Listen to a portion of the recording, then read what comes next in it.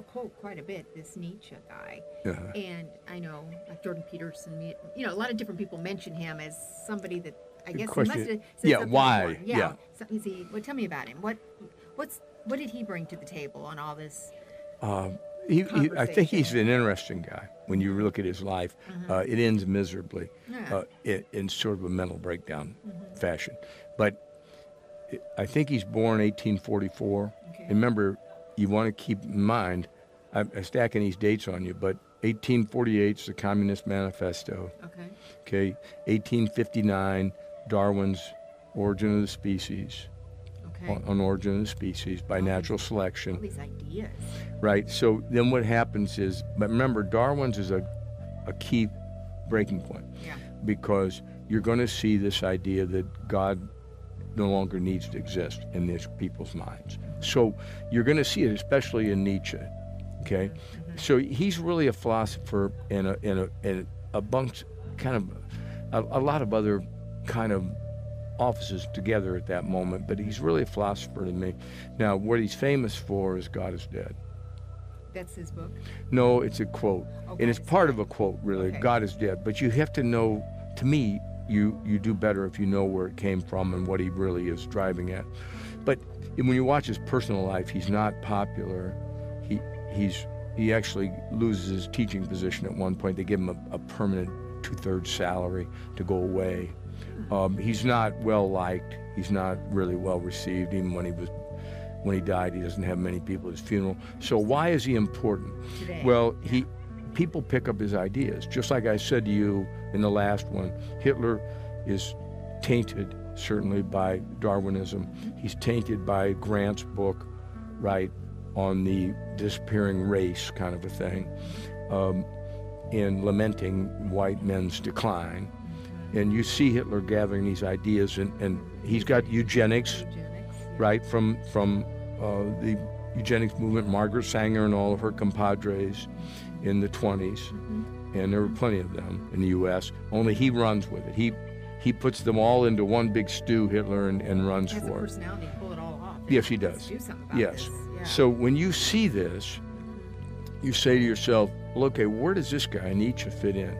Well, here, let me give you the one thing that happens. People will talk about him, some people, as if he's just crazy. He actually was a peculiar person. His writings, I don't find them to be easily digestible.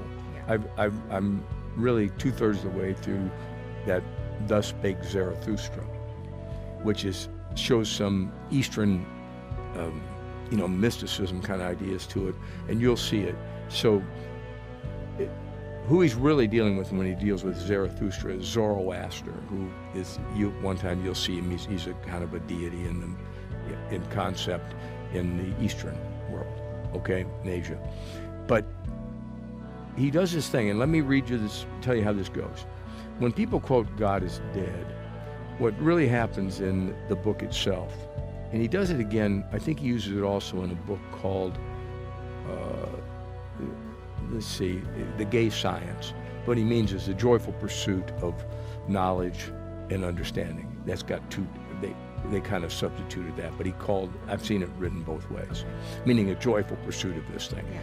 But it's, again, these don't do well in his time. They only become part of this thing later. People pick up his ideas. So that's why ideas have implications. So what happens is, in this book, all of a sudden, this madman comes down from the mountain, and he's got a lantern in his hand, and he enters the village in the morning. This is a novel. Yeah, it's just a kind of a rambling. I guess people would call it that, but it's a bunch of statements about Life. odd stuff. Some of them are really intelligible. Some appear to me to be above my pay grade. Okay. So, and maybe above his when he wrote them. But if he was alive today, I would think maybe he'd been smoking something that was really good. But he says, this madman comes down, he's got a lantern, it's early morning, and he starts looking for God, kind of a thing, okay? And he's like, where's God, where's God? And he goes through this thing. And the town is full of people who know God doesn't exist anymore. See how this is going? It's after Darwin, God doesn't exist anymore. The Enlightenment's getting its It's coming to the forefront again, Yeah. this idea we don't need him, right? So to have order and morals and these things. So this guy runs down, and the people start to laugh like, well, is he gone away? Is he on a trip? Is he hiding? Right? They sort of mocked like people would do intellectually today to me, right? Yeah, like, Bill, where is he? You know. So this madman makes this speech, and let me just give it to you this way. Here's what they actually say: have you lost him? Has he lost his way like a child? You see that kind of a thing. Is he hiding? Is he on a voyage? Right? So he says, we are his murderers. He jumps up and he says to them, pierces them with this glance, and he says, we are his murderers. Okay? Then he launches into this. God is dead. We have killed him. He has bled to death under our knives. Who will wipe the blood off of us? See where he's at? We've killed God. How did we kill him? We put him out of business. Why? By what? By knowledge, he's saying. By this understanding, for instance, that God isn't necessary to have existence in his thinking. Okay? We've killed him. But he says, who's going to wipe the blood off of us for doing this? There's ramifications if you kill God off. Most of the people in history appear not to have ever thought about that. They were just happy to get rid of God or hide him in the corner if they could, or make him belittle him.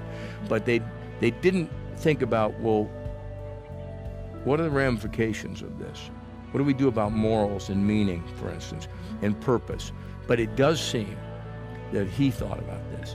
So he says, who will wipe this blood off us? What water is there to clean ourselves? How do we do it now that we've killed him? Must we ourselves not become God simply to appear worthy of it?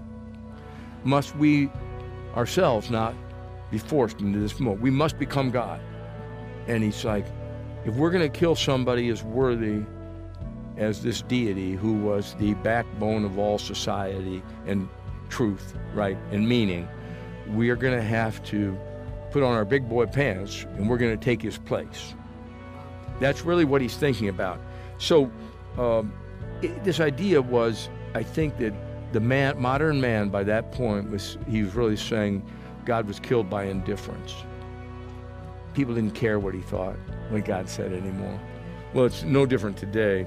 You know, I just want you to know that when he comes looking for God, he knows what the answer is, this madman.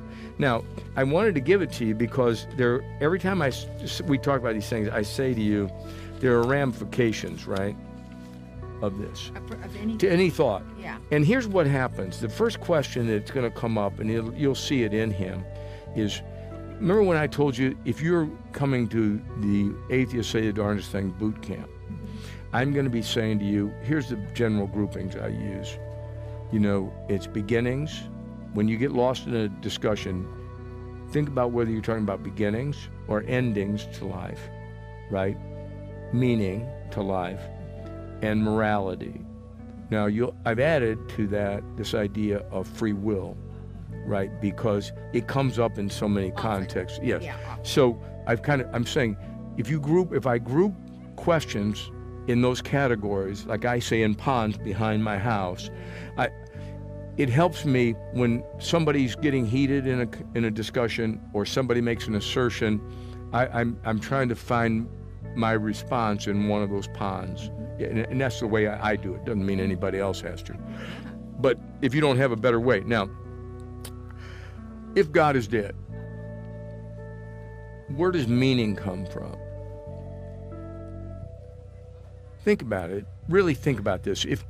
Like right now, your life has meaning because you're made in God's image, right? And you've got a purpose to live. What is your purpose? To glorify God and enjoy Him forever, right? Yes. You see the catechism, the first. Yeah. So you say, okay, all right, let's see. So how does that work out in my life? I'm accountable. I mean, Juliana has to answer for what she does, right, in this world. There's a day of reckoning. Yeah. So we all appear before the judgment seat of Christ. Okay, so that's what ordered these things. And then we decide what's right and wrong based on what God says is right and wrong. Once God's dead, who decides what the laws are? What's right and wrong? Yeah. Yes. So what you'll find, and I see it now pretty clearly, there's two things. Like, again, if I come back to Sam Harris, he wrote a book called The Moral Landscape. And he'll make an argument that whatever's right for me, right, this is just that secular idea of relativism. Whatever's right for me is right for me. It might not be right for you. Right for you is your own determination. It sounds very... It sounds really good. Yeah, it does. Yeah, Like, it's kind of hippie-ish. Right. The problem with it is when you disagree with mine. So he'd say, Bill, I've solved that because what makes me feel best, because I only have this world. Pleasure's a big deal to these folks. Yes. Yeah, it shouldn't be to you and me, Christians, but it is a little bit, it's gotten a little bigger than it should probably in our lives. Totally. Yeah, comfort and ease and all of that, yes. We went there. Yeah, so you just say, Sam would say, Bill, as long as I don't do you any harm. In other words, I can do whatever I want, my right, to bring pleasure to myself, as long as it doesn't interfere with you, right? Well, that's the most simplistic sort of an idea. It can't be a real world idea. I'll put you in a pub and give you a couple of scenarios, and you'll figure out doesn't work this way. No. So it'll still be the survival of the strongest in that case in the pub. I can tell you that in the end. That's the end of that story. So you have to think through the ramifications. So morals, people will be like, Bill, I'm not as worried about that. I don't want a bunch of rules. Well, you're going to make your own rules. If you're on the throne, you decide what's right for your wife to do, right? You don't want her running around with every neighbor. No. So you got some rules. But if you didn't have your own little throne in the house, who gives a hoot about your rules? I'd tell your wife, what's the difference what he thinks? You got your own throne. Sit on that throne and decide you want to sleep with all the neighbors. It's okay. Yeah. See, you can choose. It's not wrong. Yeah. How do you? And If my right is my right, then whatever I say. And you know that's how I discovered that, was talking to those university professors in a pub saying, well, what if your wife wants to go out behind the building? The guy's angry. And I'm like, why would you be mad when you told me there's no right or wrong? Now Marge doesn't get to do what she wants, and you're personally ticked off about it. You must think you got right and wrong. You're the deity now. That's all. Yeah. And I saw real clearly they all fell into that. They could play that game. It's the Sam Harris game. It's the chatter. We say these things, but boy, don't make me live it out. Yeah, don't make me live it out. I want to be a hypocrite. Yeah. So what's funny is they'll always talk about how Christians are hypocrites. And I can say amen to that. I'm a big one. Yeah, me too. But if Sam wants to remove himself from the hypocrite circle like these professors tried to, it doesn't take long before they're ready to throw a punch at you, except professors don't really want to because they don't know how to do it usually. But you can see that they don't have any stability in their thinking about it, because you can make one silly scenario up and it just destroys them, just sends them off the deep end. So you've got to deal with that. And if you're a kid and you're like, well, I like the idea of not having rules. I'm like, you have rules. You just have different rules now. Your rule might be I don't have rules, but that has repercussions. Right? So, because try that and go down and take some money from the First National Bank. You'll find out other people have other rules. Yes. And it's survival of the strongest at that moment, and you're not. So try that on your girlfriend. And just as many people as there are, there's their own set of rules. Yes. So there's that many gods. If you're going to do away with the single God, you're going to create what? We're going to create these billions of deities. Everybody's God himself. And that's what Nietzsche was understanding that other people don't. So, but mainly people don't think about why he's asking that question. They just say, God is dead. They just latch onto that one phrase. And I'm saying, when you see the guy, the madman coming down, he doesn't make him a madman for no reason. He says, we've killed him. What are we going to do now? Are we ourselves going to mount the throne, is what he's saying? What's this going to look like in society? What's this going to look like? There's ramifications. Yeah, huge. Yes, but people absorb only a little bit of it, and I think they get it wrong. Now, he's also famous for this idea of nihilism or nihilism, N-I-H-I-L-I-S-M. Okay? N-I-H. Yeah. And if you think about it, you've heard that root before. It's really a Latin root. It means nothingness. It has no meaning. It usually comes up in this meaning kind of a thing. So you've got no meaning to life. If God is dead, where would you get meaning to this life and purpose? Yeah, I mean, like, how would you even know where you came from or where you're going? I mean, if it's just, what is it, living and then you just die? Well, that's why pleasure is going to rise to the surface. It's why I said to you, when Christopher Hitchens was dying, and you're listening to him lecture, a guy will say, well, what do you get meaning? And he said, pleasure gives me meaning, for instance. And he said, really? He said, I'll tell you exactly. I wait for the phone to ring where you've got some bad news. That brings a certain pleasure. And then he said, in sex. That's what that's existence, huh? But that's all you have if you're just going into the dust and you give no accounting for it. Or what have you? Yeah, that's Hawking. I'm just an old computer. Yes. So you get this idea that you have to address this, and most college students, they've never thought about the ramifications of these positions they're being sold on by some professor who's in a little laboratory with a bunch of rats, there, and he's the king of that laboratory, but he's no good eating in the pub with me. I can tell you that. I've watched them. They're little guys behind the screen. They're like in the Wizard of Oz. You got some little guy with a big bark. Well, I just remember that one conversation you had in California where you just asked a couple questions and he was so angry. He didn't know how to respond. He just got up and left. And then sent back 2 other guys the next week. Yeah. So I want to, that's pretty. But you get that kind of a feeling that they're not really prepared for this discussion. What they're prepared for is to lecture to a bunch of children.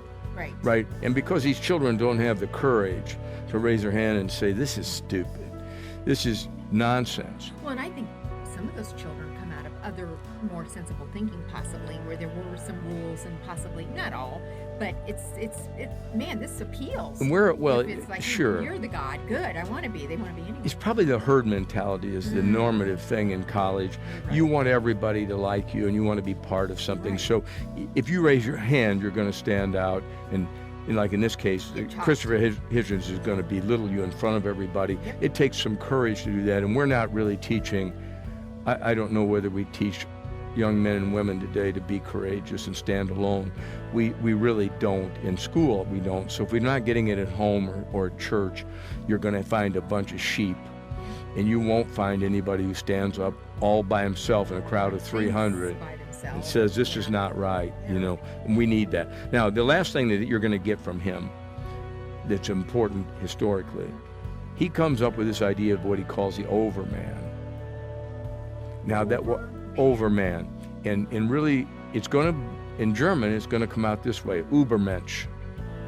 Okay. Now, who do you think is German's going to pick up on the overman? That sounds like Stalin or Hitler. Hitler, yeah. Hitler's going to pick up on overman, Übermensch, the Superman. Fits his idea. These Aryans are going to produce a super race that's going to be helping everybody, all the other poor little lame brains out, okay, and rule over them. Now, it kind of goes like this. If you get this, you're going to be in this. Here's one of the things that I read was a quote. What is the ape to a man? He's asking you to compare an ape to a man. Now, this is Nietzsche. Okay, think about this. Okay. He's comparing the ape to the man. Now, where did he get that idea? From Darwin, 1859. Remember, he's writing after Darwin, and this is 1883 when, I think, or 1886. Somewhere in that range, he's writing Thus Spake Zarathustra, okay? So he's saying, a laughingstock, I'll tell you that, or a painful embarrassment. What is an ape to a man? A painful embarrassment, a laughingstock to him, right? That's what you see. When a man looks backward in the species and sees the ape, he's like, how far we've come. But he says, and man shall be just that for the overman. So you have the ape, man here, he's up the scale in the species, according to Darwin. Then he looks back, and he laughs at where he came from. But the overman, the Übermensch, looks back, the Superman looks back on today's man and laughs and says, you're like an ape to me, you're so ignorant. See, now he plants that, and again, he doesn't really have anything to do with changing the world except have an idea and write it down. And guys like Hitler, right, and not he alone, are affected by it. They imbibe this stuff, right, and then pretty soon you've got this philosophy with real feet and hands to it that this guy could never have done, because he winds up, he does this. I'm not even going to tell you the scene that they paint for you with a horse where he's falling down a street. But he crumbles mentally, and you can tell it. He's got that.